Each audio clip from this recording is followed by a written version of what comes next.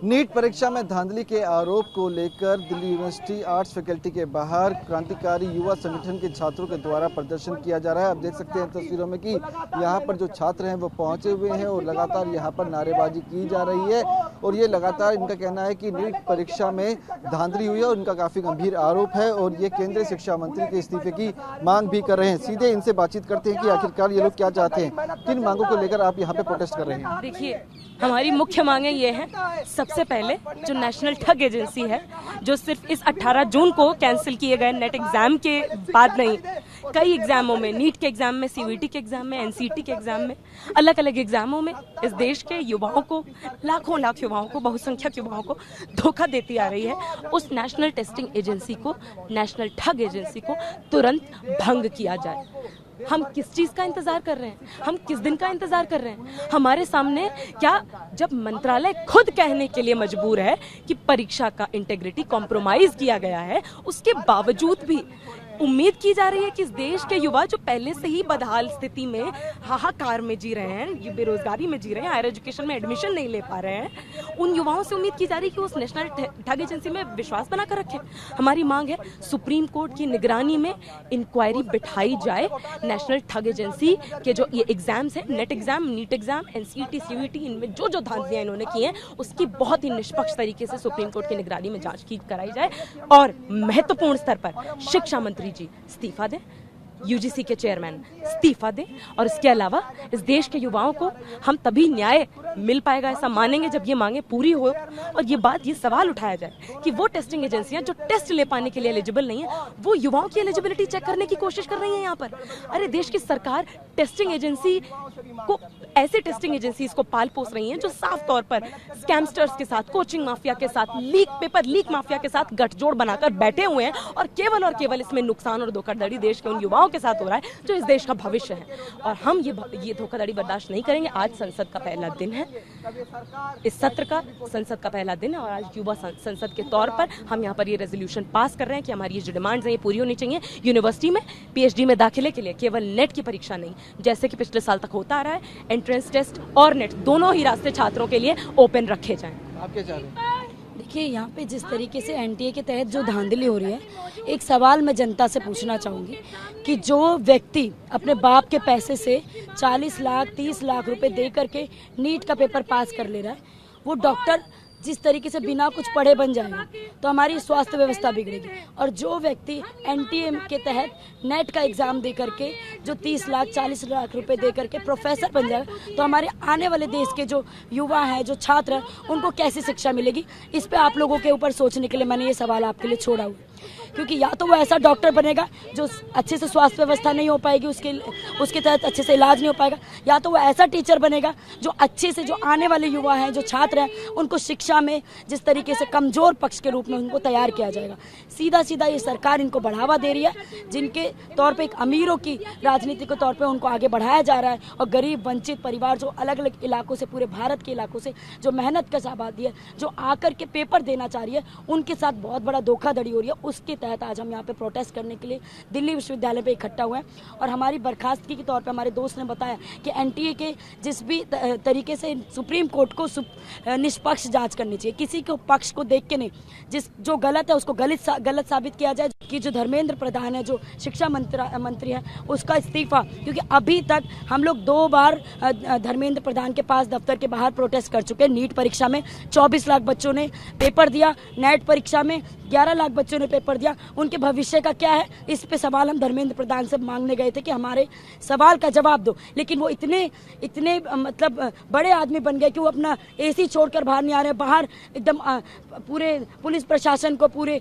CRPF को इकट्ठा कर दिया कि छात्रों पे उन्होंने लाठी चार्ज कर दिया, मारपीट कर दिया, छात्रों को कुचला गया, मारा गया। हम वो छात्र हैं जो न्याय लेने के लिए एक शिक्षा मंत्रालय के पास गए हैं कि अगर हम छात्र हैं तो हमारे शिक्षा मंत्री हमसे आके बात करें, लेकिन हमारे देश का शिक्षा मंत्री ऐसा है कि जो किसी भी शिक्षा में होने वाली घोटालेबाजी, किसी भी शिक्षा में होने वाली भ्रष्टाचार के खिलाफ कभी भी आकर के बात नहीं करता, कभी भी छात्रों से मिलने के लिए कोई जरूरत महसूस नहीं करता।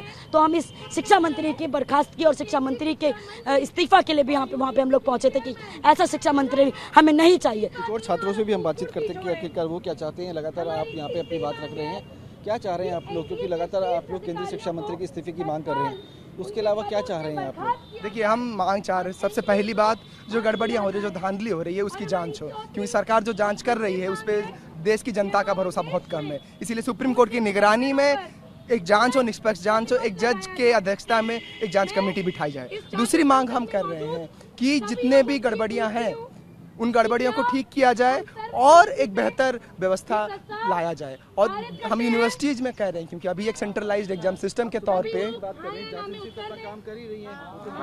देखिए जांच एजेंसीज काम कर रही हैं। सरकार ने जब नीट का घोटाला हुआ, तब जब नीट की गड़बड़ियां आई तो एनटीए ने अपनी ओर से एक जांच कमेटी बनाई, जिसे सुप्रीम कोर्ट ने नकार लिया। सुप्रीम कोर्ट ये सीधा सीधा देख पा रहा है कि जो जांच हो रही है, दोषी अपनी जांच खुद कर रहा है। जो सरकार, जहाँ पे सरकार की जिम्मेदारियां हैं, जहाँ पे सरकार सीधे सीधे जुड़ी हुई दिखती है, क्योंकि उसी के नाकों तले चीजें हो रही है, क्यों तो सरकारी एजेंसी के द्वारा जो जांच हो रही है उसकी निष्पक्षता पे संदेह है। इसीलिए हम मांग करते हैं कि सुप्रीम कोर्ट की निगरानी में जांच की जाए।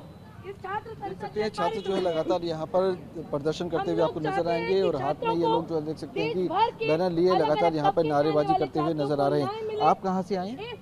हम समयपुर बादली से आए हैं यहीं से। तो हम चाहते हैं जिस तरीके से नीट का पेपर लीक हुआ और नेट का पेपर और बाकी जितने भी पेपर है जो जिस तरीके से रद्द होते जा रहे हैं, उस तरीके से ये तो बहुत ज़्यादा गलत किया जा रहा है, घोटाला किया जा रहा है। तो हम चाहते हैं कि धर्मेंद्र जो हमारे शिक्षक मंत्री है वो इस्तीफा दे और सुप्रीम कोर्ट के नज़रिए में पूरा उनका जाँच किया जाए। और हम चाहते हैं कि शिक्षकों का साथ तो कुछ और छात्र मौजूद हैं, उनसे बातचीत करें। क्या देखिए, आज लोकसभा के सत्र का पहला दिन है और उसी सत्र में अपनी बातों को पहुंचाने के लिए हम लोग ये बताना चाहते हैं हमारे देश के नेताओं को कि आप हमारी बातों को लगातार अनसुना नहीं कर सकते हैं।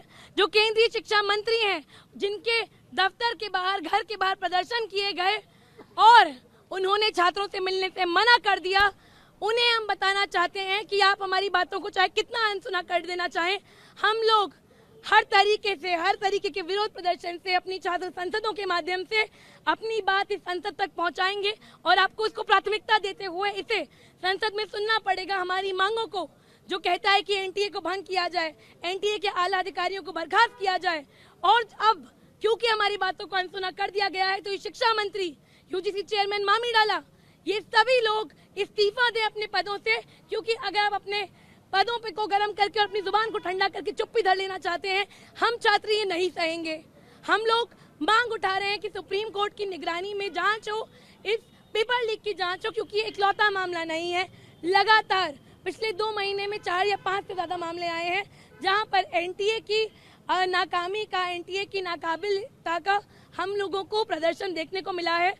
कभी नीट का पेपर लीक हो जाता है तो हमारे शिक्षा मंत्री कहते हैं कि ये छोटा मोटा चीटिंग का मामला है। उसके बाद गोधरा से खबर आती है, बिहार से खबर आती है, लोग पकड़े जाते हैं तो पता चलता है कि तो बड़ा स्कैम है, तो इनके रुख बदल जाते हैं। तो जब लोग बार बार अपनी आवाज उठा रहे हैं तो हमें अनसुना करना हम नहीं सहेंगे।